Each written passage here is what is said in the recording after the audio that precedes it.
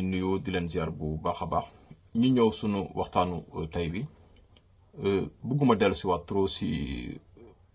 la sortie du président de la République parce qu'il nous apprend rien du tout parce que tous les éléments de langage qu'il a utilisé bon ñi nga xam ne ñoo doon génn di ko waxal et je veux pas juger les gens j'aime pas juger les gens bëgguma waxal nit loo xam ne tamit du dëgg damay jox tout le temps nit présomption de bonne foi parce que bëgguma loo xam ne kenn bëgguma lu may bañ bëgguma ko aussi def nit donc damay jàpp ne ku nekk yaa ngi ak sa voilà dama lay jox présomption de bonne foi mais néanmoins dañu jàpp ne ñii xëy na ñooy waxal le président de la République et bon tous les éléments de langage yi nga xam ne ñoo ko doon utiliser dégg nañ ko bu baax et soo déggee keroog la sortie du président de la République da nga xam ne bon ce sont des gens qui échangent énormément parce que ils utilisent les mêmes termes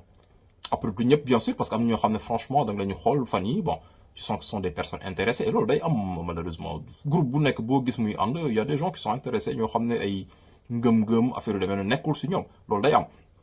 bref donc tous les éléments de langage yu dem distiller un peu nga dégg Bassirou Diomaye Faye wax limite tu te dis mais j'avais pas besoin d'écouter Bassirou Diomaye Faye parce que lu muy wax ni yëpp dégg naa ko ba pare crise dans Pastef dégg nañ ko yéen ñëpp te yàlla xam na ne y a aucune crise dans Pastef tey j'ai vu mon frère Aldiouma Sow ne crise institutionnelle carrément et j'ai envie de dire mais Aldiouma avec tout le respect que je te dois il y a aucune crise dans Pastef en fait dafa am ñoo xam ne loo xam ne ñoom dañ koy wàcc mooy dafa am ñoo xam ne dañoo bëgg ànd ak Diomaye dem et maintenant ils savent que dem bi du yombee noonu au sein de Pastef au sein de l'opinion léegi ñu bëgg ko laytaayee ne dafa am crise dans Pastef comme ça ñoom bés bu Diomaye di dem di séparé ak Sonko di dem ñoom ñu mën a ànd ak Diomaye ne crise bi am Pastef moo tax ñu ànd ak Diomaye mais dem leen seen dem rek mais y a aucune crise en fait ils sont en train juste de justifier ñoom dañu anticiper parce que tey bon kuy wax ak yàlla rek xam ne y a aucune crise dans Pastef chaque semaine Pastef ngi dérouler ay programme am les militants de Pastef ils sont tout heureux suñu gisee Ousmane Sonko ils sont tout heureux gisoo benn militant Pastef buy rayante di xuloo y a aucune crise mais ñoom dañ koy lay taayee crise pour bés bu ñu dem ñu mën ne crise moo am moo tax ñoom ñu dem si Diomaye mais c'est votre droit le plus absolu man du ma niee nit mukk lépp lu mu bëgg a def tey Diomaye man su décidé woon ne day bàyyi Pastef dem ne dafa bëgg a nekk candidat mais bon bonne chance monsieur le président de la République bonne chance mais bu leen tronquer l'histoire ay wax naan dañu la personnification du projet de Pastef mais c'est totalement faux c'est totalement faux bi ñu créé Pastef man le président de la République Diomaye Faye ni Ousmane Sonko encore moins Birame Souleye ak keneen koo mënti doon biir Pastef tu peux rien m'apprendre de Pastef les patriotes c'est un parti que je connais très très bien parce que je l'ai vu naître en fait c'est Pastef dafa judd sama kanam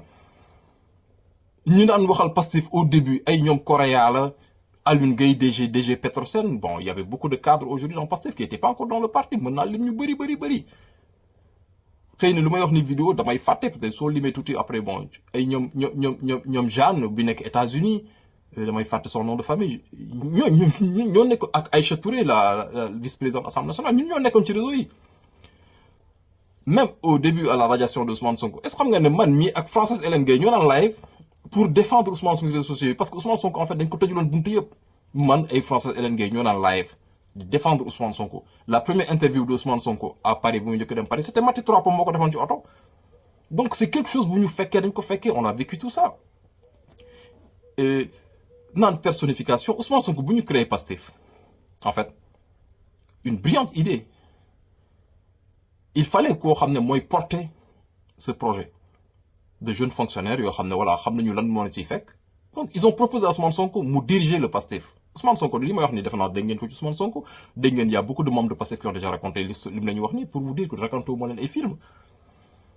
yow la ñu gis ne mën nga jiitali parce que ñoom ils ont déjà vu Ousmane Sonko à l'œuvre en fait avec le syndicat des impôts et domaines njub bi xam-xam bi sell bi ngëm-ngëm bi Ousmane Sonko au début il avait refusé il avait décliné ñoom seen offre bi ngeen ko defoon ne ko jiiteel le Pastef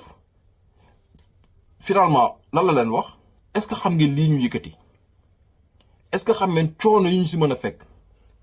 dee mooy lu gën a ndaw loo xam ne mën nañu fekk ci lii mais Ousmane Sonko nettali na ko dégg ngeen aussi ñeneen ñu ko nettali donc aujourd'hui si Bassirou Diomaye Faye nous dit que gars yi dañu bëgg la personnification du projet autour de Ousmane Sonko mais c'est totalement faux parce que yéen a ko exposé